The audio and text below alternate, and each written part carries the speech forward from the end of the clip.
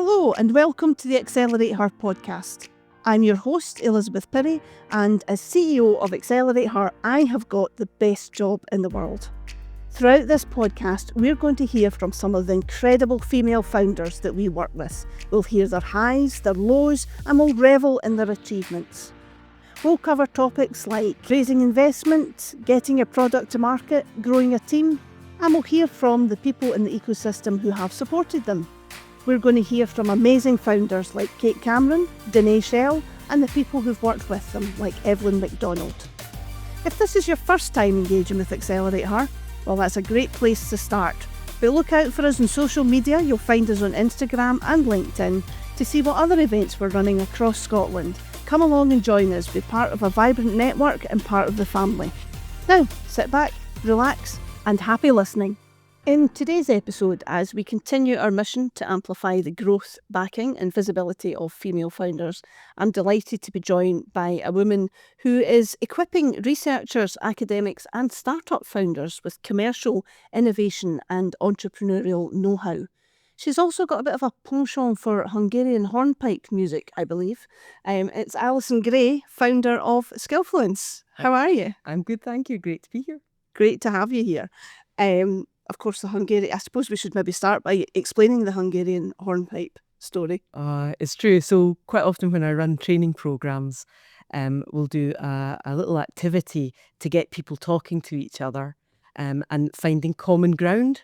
And the interesting thing about the research around finding a rapport with person is that the weirder the thing that you've got in common, the better the bond that you have. And I always use Hungarian nasal flute music as an example as an example of where you're going to find you a really strong bond if you meet someone else that also loves it as much as you do. So yeah. Have you ever found anyone who loves it? Not yet, but I'm still searching. You'll keep looking. Keep looking. Alison, it's always great fun to talk to you, and I'm really looking forward to hearing your story. And we're going to go right back to the start. When you were a wee girl at school, what did you want to be when you grew up? So I loved reading. I've always loved reading. I still love reading. So I wanted to be a writer because I thought that made sense. Huh? I wanted to be an author.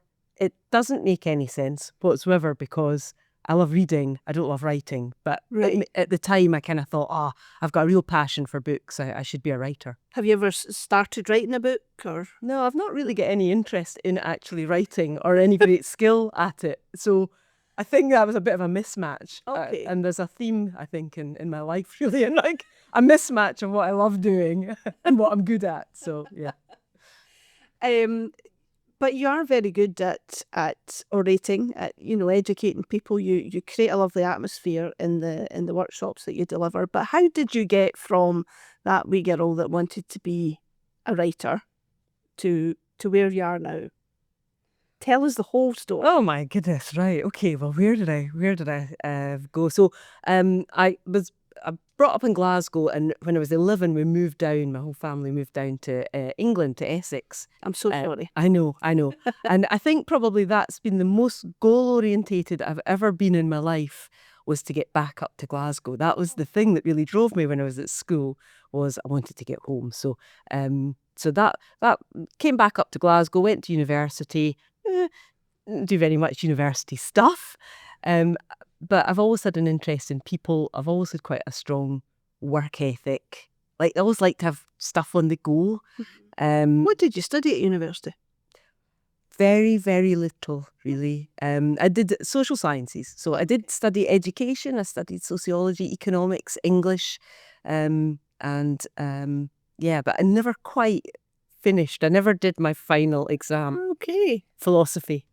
What was the meaning anyway? But then after university, I started working in hostels for homeless people, and then I moved into welfare rights for older people, and then into working in mental health. So I worked in a residential care home. I managed a residential care home for people who were leaving long-term hospital stays, so people who had really chronic and enduring mental health problems that had been in hospital for 25, 30 years. And this was them moving out into the community for the first time. And that was very different from what you're doing now, though, and I'm a little bit stunned because I didn't know that about you. Isn't that funny? All the workshops we've delivered together and things, it's just never come up. Yeah. So I'm a care manager of Okay. mental health care homes, so that's one of the things I can do. And then I moved from that into working with young people, so who were they're called NEET, so not in employment, education, or training, but really just young people who maybe school hasn't been a great place for them. Specifically working with young people who were care leavers, mental health issues, and drug and alcohol addiction. So worked with them for many years, and I think there is a thread absolutely in what I've done. I've been trying to work it out. It's not really a curated story of my life, but I think it's always been about people and potential. I hate to see people not being able to really blossom, I think, and flourish and have the chance to succeed in life. And people have different starts in life. I've been pretty fortunate. Not everyone gets that same start. Or people maybe don't have the skills and the ability and the competence or the confidence to make the most of what they've got. So I think that is a bit of a thread that then took me into working with people as a trainer. No, I think you're absolutely right, and I'm just thinking the difference you must have made to some of those people's lives as you did it. But it's a tough gig. Yeah, a lot of it was quite hard moving from university going into working with hostels for homeless people. That was a real eye opener. But I have to say, I can handle anything now. I mean, this been like it's kind of difficult to flap me, I suppose, because I think just being able to manage people and work with people and group dynamics and people dynamics, I think that was very useful learning for that. Also like working in residential care homes or working with young people one-to-one, young people who are maybe quite disengaged, and so all those skills, it's all the people stuff, isn't it? And I think the learning comes with or people learn from how you interact with them, not just like what you tell them. Oh, 100%, yeah, and how you make them feel and all of that. Not a particularly entrepreneurial environment, though. No, but I've always had wee side hustles and gigs on the go. I mean, now we get to it. I've nearly always had more than one job on the go. And also, I mean, I did things like, I don't know if you remember Princess Square in Glasgow. It used to have art on the wall. Yes. This is going back many moons. Well, I created encaustic art, which is like wax art, and I had it hanging up. I sold my artwork in there. Alison, I'm equally surprised. You're such a... Who would have known? Yeah. And another little side hustle I had when eBay first started. I started selling antique doorknobs. Oh yes, brass doorknobs. And I'm going to try not to laugh there, but knobs and knockers, that was me. Selling that on eBay. That was a great gig. And I actually started then importing from America doorknobs and other door furniture. Surely British doorknobs are more antique than American doorknobs. Well, they're more antique, but they are fascinating, actually, American. I might not go too deep on this, but it's fascinating, actually, the American doorknobs. But actually what did happen was Americans would then buy from me thinking they were buying Scottish stuff. Not that I ever said that it wasn't Scottish, but they just assumed. Yeah.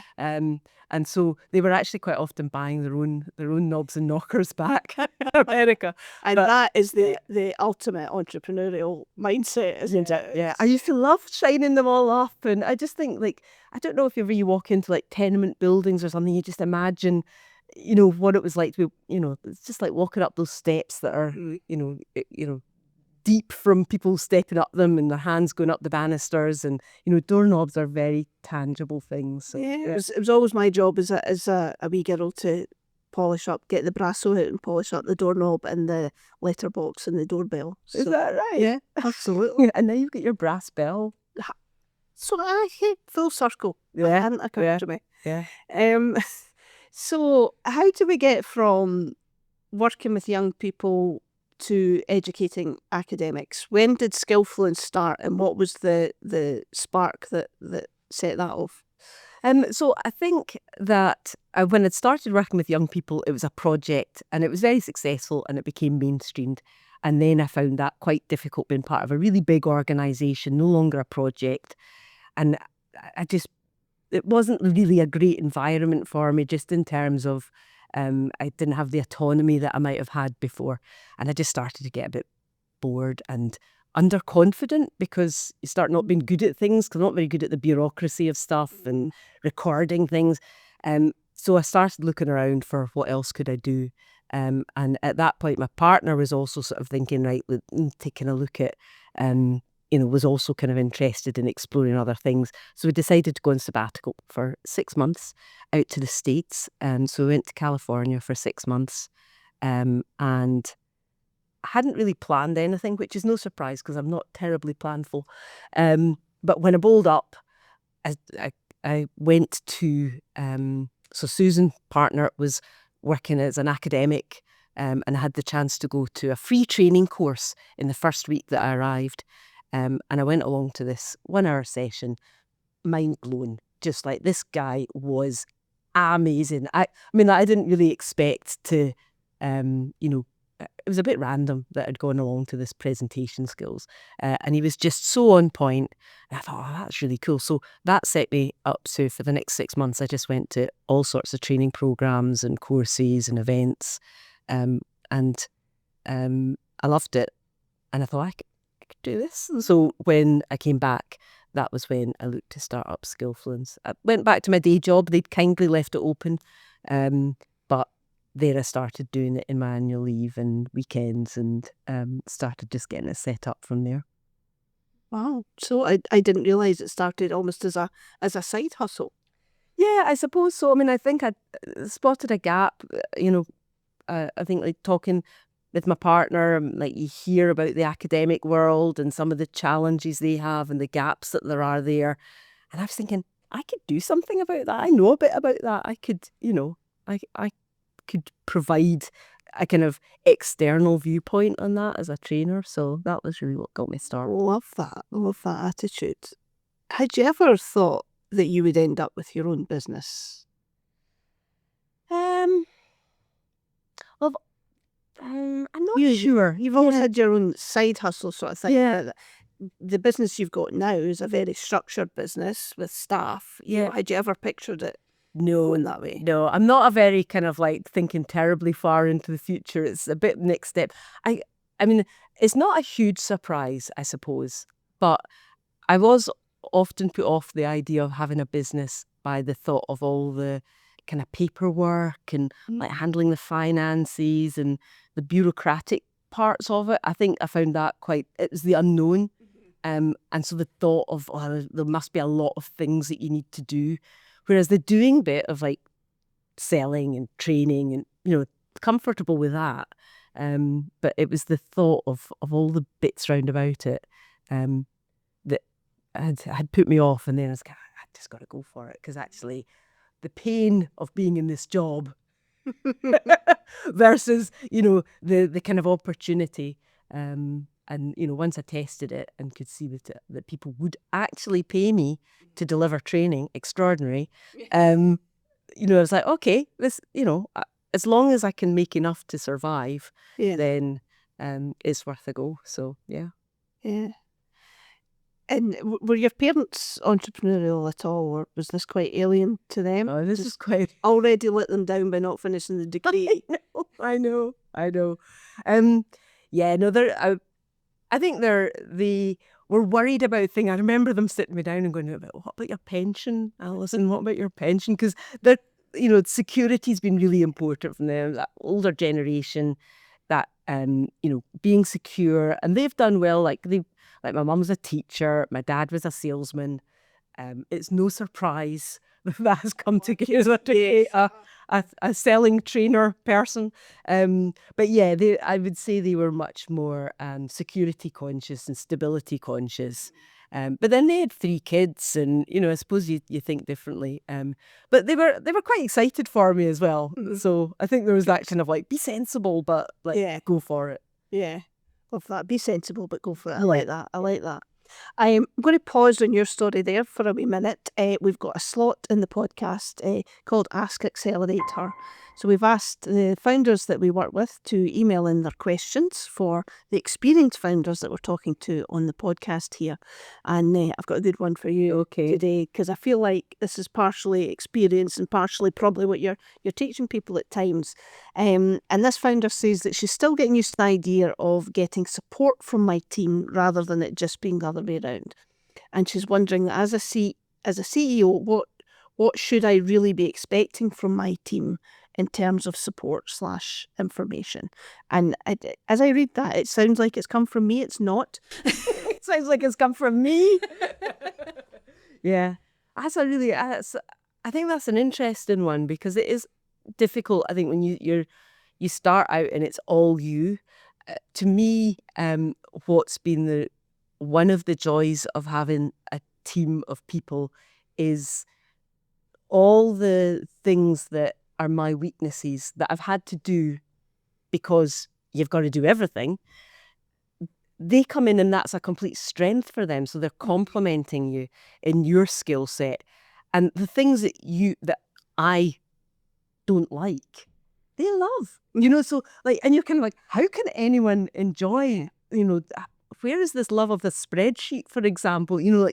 But actually, they get a lot of pleasure from being able to do that. So I think that's where you tap into it, is understanding what your strengths are, and what their strengths are, and where they can really add value. It's not even compliment, because you quite often I'll find I'm complimenting what they're doing, because you want them to have agency, to be able to act on their own and know what direction you're going in, and then they can make decisions on their behalf, and then you're supporting them. So it does work. It's a two-way street, basically.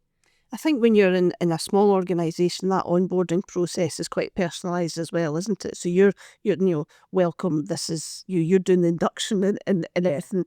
Although I imagine wasn't maybe a formal induction with you, Alison. It certainly isn't with us. But I think then there comes a point where it's like, right, I'm not teaching you anymore. You have to take the role that I brought you on for, and it's making that switch as well is a bit. Yeah, I think we do laugh at the team, because there is like a little level of trauma from having been through our process of recruitment, because we do put people on the spot. So for example, with a trainer, we know that a skill for a trainer is being able to respond ad hoc to things, because you go into a room and everything kind of changed. So we do put them on the spot. They come for an interview, and unexpectedly we're kind of like, right, you're going to be facilitating the team to do an exercise. So yeah, so we have to let them recover from that before they get started. But I think also with a startup, you do kind of need people that can hit the ground running as well. Because if they need too much, not too much support, that's not quite right, but they need to have the confidence to be able to get up and go, especially those first few people, because there's limited time to be able to really take people through all the ropes all the time. And so, you're kind of looking for self-starters as well. So I hope that's helped. And if you've got a question for the AccelerateHER team and the great founders that I'm interviewing here, email podcast@accelerateher.co.uk, and we'll do our best to answer them in a future episode. So back to you, Alison. What size is your team now? So we've got 14 of us now. We've got 14 in the kind of core team, and then we've got a whole range of associate trainers. They're brilliant, and they're like subject matter experts that we, some of them work a lot with us, some of them just a few days a year. But 14 in the core team. How do you keep track of it all? Oh, I absolutely don't. I have no idea what's going. No, it is quite difficult, but I think that I actually don't keep track of it all. It's not purely my job anymore to keep track of it all.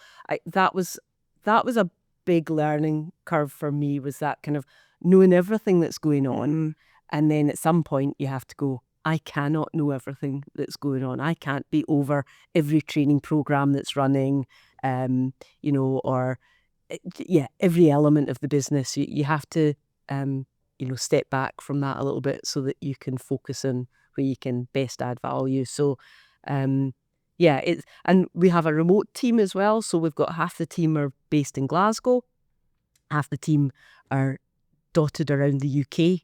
And so we have to really think hard about how to make sure we feel like a team.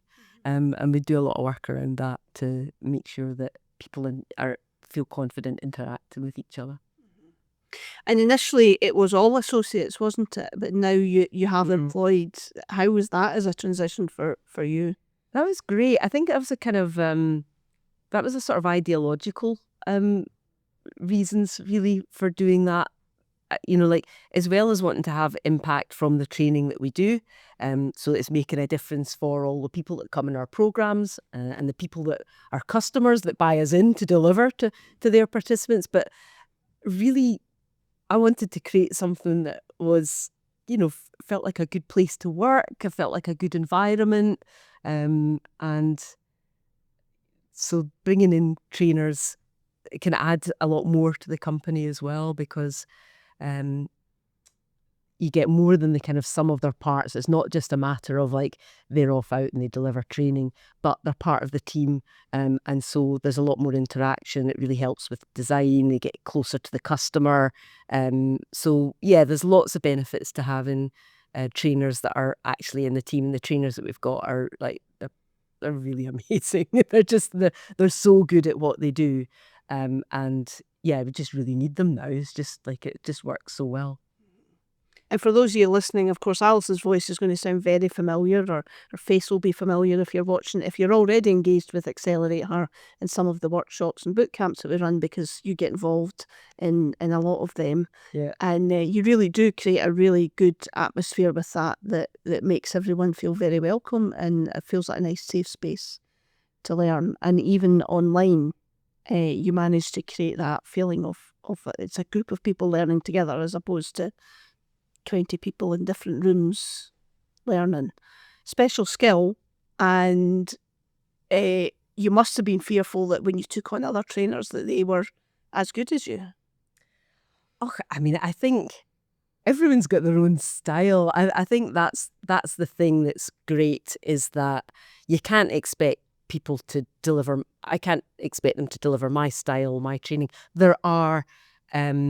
There's themes in how we train, and there are approaches that we use as a methodology, but then what you bring to that as a person. Yeah. I mean, I've tried to deliver other people's training where, one of our trainers, where maybe I've seen them in action and thought, oh, right, okay. And then I look at the slide deck and like, oh, that just doesn't work for me. I can do the content. So it's more kind of like knowing that they've got the skills and ability to be able to deliver to that standard, but in their own way, because you've got to it's so personal, I think, training, especially the kind of training we're doing. It's very knowledge-based. It's to entrepreneurs, it's to academics, researchers.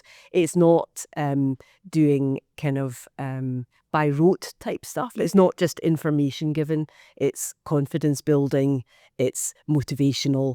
It's inspiring, designed to inspire, give people some eureka moments so they come away from it, ready for the next challenge that they've got in front of them. So yeah, I think you have to kind of let people deliver in their own way. Yeah, absolutely. So how long ago was that sabbatical to the States? Oh, that's like 12 years now. 12 years. But it took a year or two to pluck up the courage to hand in my notice, which was basically a notice saying, please, nobody pay me ever again, on a regular basis. That was what that felt like. So yeah, 12 years now. And how have you grown in that time then? Yeah. I mean, I've learned an awful lot in that time. And some of it's been by being around other people who are entrepreneurs and startups. So I've been through accelerator programs myself, and that's been really critical in my growth. So I've become more strategic and not very planful, but I've become better at planning and articulating the vision. I've always known what I want to do, But being able to explain that to someone else, to the team, to other people, I think that's really hard. So I've really grown in my ability to do that. And I think my leadership qualities have changed as well and adapted to a really different setting. Leading people in a public sector organisation is quite different to leading people in a startup organisation, and so I've really had to adapt and change. And I suppose, like many people, learn on the fly, because in a startup and a scale up, everything you're doing is new. Every time you're doing it, every stage of the journey, you're having to step up and think ahead to what next. Oh, I've never done that before. How am I going to do that? Yeah. So what's next? Oofed. Well, there's lots of exciting things on the horizon. I think something that I've really been picking up from, I've been going to events, I've been soaking up insights and, listening to other entrepreneurs. And it really feels like focus is key. Focus is key. So looking to get more focused in terms of what we're doing. So we've got some cool and interesting plans around that. We've won some interesting tenders and opportunities that will be coming up over the summer. So we'll be developing some new programmes that will be for across the whole of the UK, working with universities. And yeah, more growth of the team as we kind of develop our products, and hopefully getting a little bit outside the UK as well. We do a little bit of work outside the UK, but we've got some nice opportunities coming up a bit beyond. So, and more collaboration. It's been brilliant collaborating with AccelerateHER and Investing Women Angels, and those kind of collaborations are, it's built over years, isn't it? Yeah, and you build that relationship, and then you've got a trusting relationship, and that's just wonderful. That's just a treat to work with people who are like-minded. So more of that, more opportunities to collaborate with cool, interesting people and organisations. So you entered the AccelerateHER Awards, is that right? And that's kind of how this relationship came about, is that? It was just before I started, I think. Yeah, I entered the awards. I'd actually been introduced. It precedes that, actually, because I get introduced. When I first started, I just went out and I spoke to lots of people because I didn't really know what I was doing. I thought, I'll just go and speak to a lot of people, and people would introduce you to other people. And someone introduced me to Jackie Waring, and went along, had a cup of tea with her. She's amazing. We got on really well, and she said, "Oh, you must apply for the awards." And I was like, yeah, sure. And then she phoned me. I mean, like, who phones people? She phoned me like a couple of weeks later and went, apply for the awards. And I was like, Jackie Waring phoned me and told me to apply for the awards. I must do it. Because people don't even I loved that. And then, from that, it kind of grew into an opportunity to start doing the boot camps with Jackie at that time. And then it's really just grown from there. So, yeah, so she's, that personal touch, I think I learned a lot from that as well. The fact that she had made that real effort to do that. But I know that that's a real skill that she has, and I've learned from that. Yeah. Yeah. Up until then, had you just been focusing on academics and researchers? Did this kind of sort of pull you into the startup world, or were you already delivering training? Done a wee bit of both. There's always been, I think the work that we do with academics does cross over. It's a real nice synergy. So I had actually been running a European Innovation Biocamp with the University of York, and it covered the whole of Northwest Europe. So I'd been doing that, and had already created the one-day business boot camp for the University of Edinburgh. So there was definite crossover, but I hadn't worked directly with actual startups. It was more spin outs and university kind of spin outs. So it was a really nice foray into it, and has stood us. It's amazing where things lead without you expecting. Yeah, without planning it. Oh my God, there's so little planning going on. It's like, what's next? It's just taking the opportunity in front of you. Maybe not the best way of doing things, but it seems to be working okay. So, Alison, you have grown Skillfluence without investment. That's right. And you're like me, we're around the ecosystem a lot, and there's a big focus on investment. And I sometimes feel like I have founders come to me now who are thinking about going for investment before they even really know what their business model is and how they're going to make money. And investment is a great tool for growing your business, but I think it's only about 6% of businesses in the UK that actually get investment. And it is possible to grow a business without getting investment. And it's one of the reasons I was keen to get you on the podcast, because we've spoken with my other guests a lot about investment. Was that a conscious decision on your part not to take investment? It's not something you ever thought about. Is it a future plan? What are your thoughts on that? Yeah. So when I first started, I was in entrepreneurial spark, and that was very investment focused and getting investment ready. It wasn't pushing you towards it, but it was just like that was the mindset. And so I was kind of like, that was me just starting. I was like, okay, right, I should be thinking about investment because I don't really know what on earth I'm doing.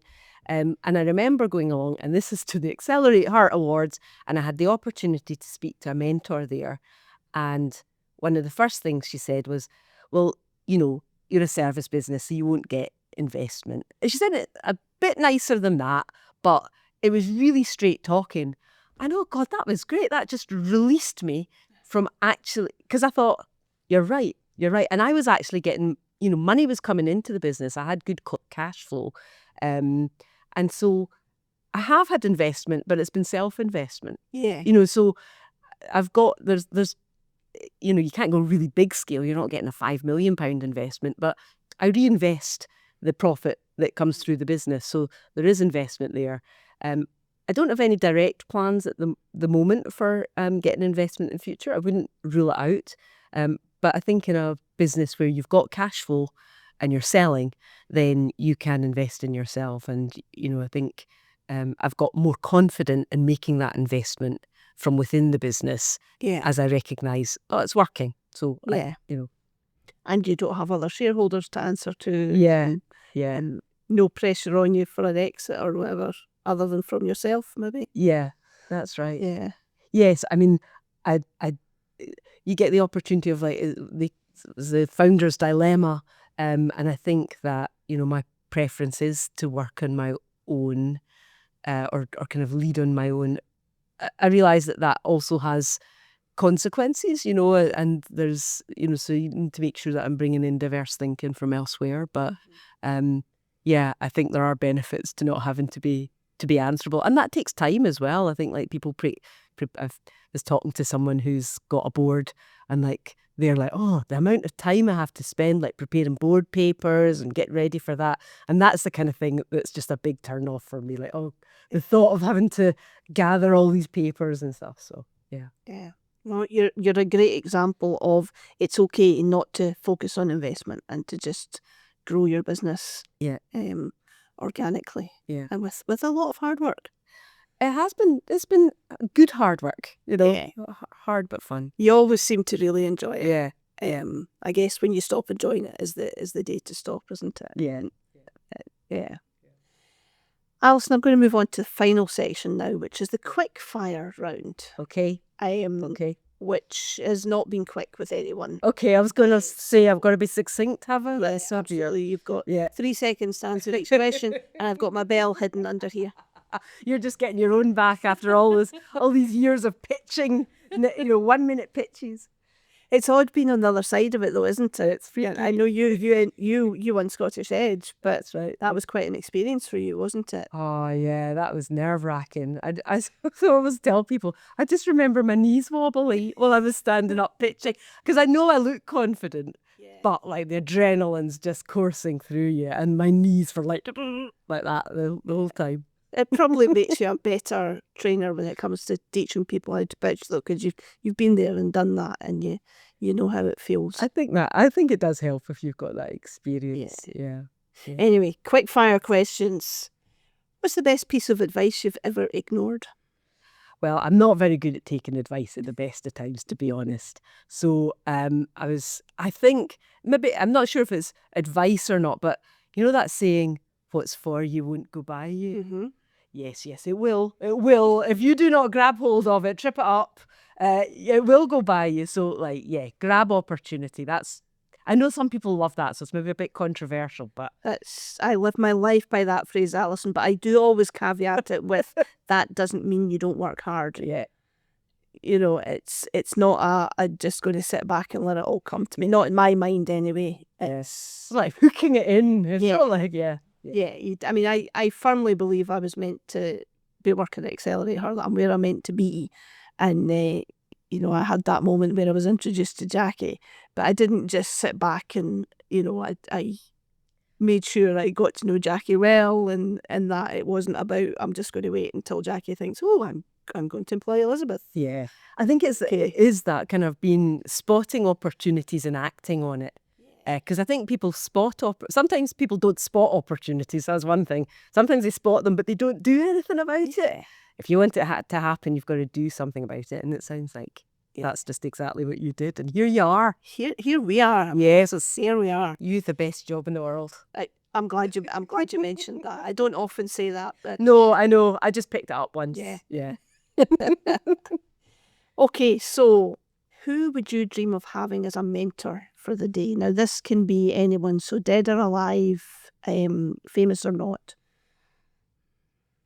So again, I'm not great at taking advice or doing so. I don't dream of mentoring, but I think if I was thinking who would I love to have an interesting conversation with, I have to say that Anna Stewart and Mark Logan are really interesting folk. They've done amazing things. Whenever I've heard them speak, I'm just blown away by their insight and enthusiasm. So yeah, for sure. I think I'll go dead practical. Very practical, but great people to have conversations with. And I think often the focus is very much on the Pathways review, which they were co-authors of, and the it's always called the Logan Review. I know there's a technical name for it, but that Mark Logan wrote. You forget that they were both entrepreneurs in their own right, and they've got a brilliant story. Yeah. That lots went on before suddenly you knew them as authors of government reports. Yeah, fascinating, and I think a lot to learn from them. Yeah, really, really good company as well, both of them.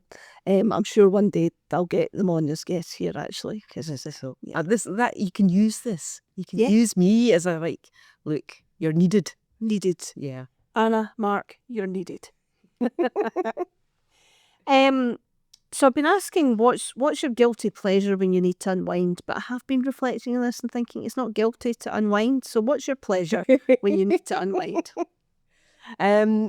So I do love Aussie Gold Hunters, Discovery Channel.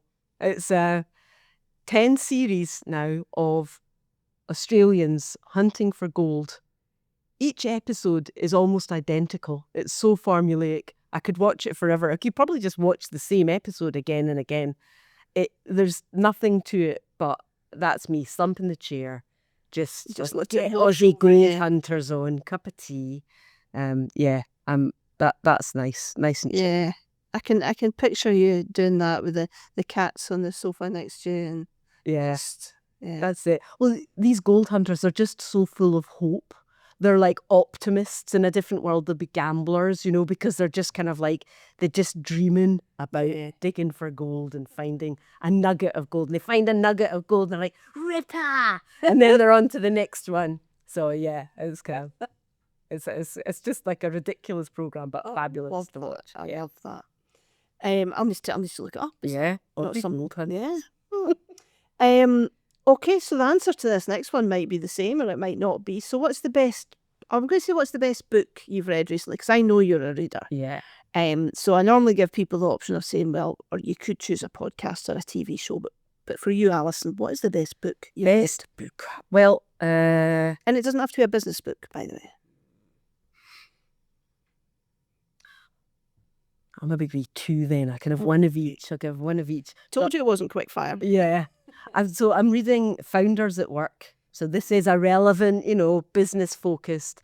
I'm only 4 or 5 chapters in, but what I'm loving about it so far is that it's not curated narratives of entrepreneurs. I mean, these are all people that have exited massive unicorn businesses and stuff like that in the States. But they're just geeks. They're just geeking out. they're not giving. I think often as entrepreneurs, you build your story, don't you, of like what you should, how you got where you are. But these guys are just like, they've been asked like quite technical questions, and so they're just geeking out about what they've, most of them have come from a technical angle, so they're geeking out about that, and I'm enjoying reading that. And then on a more kind of for pleasure kind of book, I was just rereading Oranges Are Not the Only Fruit, which I remember Jeanette Winterson. I read that when I was like, I don't know, 16 or 17, and at that time there wasn't much out there like that, so that's a good short read as well, for anyone that wants to. Excellent. I know you're a big sci-fi fan as well. I love sci-fi. Yeah, I've been watching The Expanse, which is a James Corey, based in James Corey books, and that's a bit of a guilty pleasure as well. So that's the kind of interstellar planetary travel, and builds an amazing kind of universe. It can be a wee bit annoying when they turn one of your favourite books into a TV show, though, don't you think? It's like, that's not how I pictured that character. And yeah, it's hit or miss. They've done well with this one. Yeah. I always think, read the book first. Yeah, absolutely. Yeah. Read the book first. My son and I have been reading through the Wheel of Time books together. Oh yeah. And we'd started before Amazon created a blockbuster TV series from it, and we haven't gone near the TV series because any adverts we've seen, like, no, that's not right. That's yeah, exactly. You need a bit of time and space between it, so it feels like it's another thing. Yeah. And quite often, if I see the program, it feels so different because it's not how I imagined it at all. It just feels like a completely other thing because there's only a half dozen storylines out there anyway. So that's it. Yeah.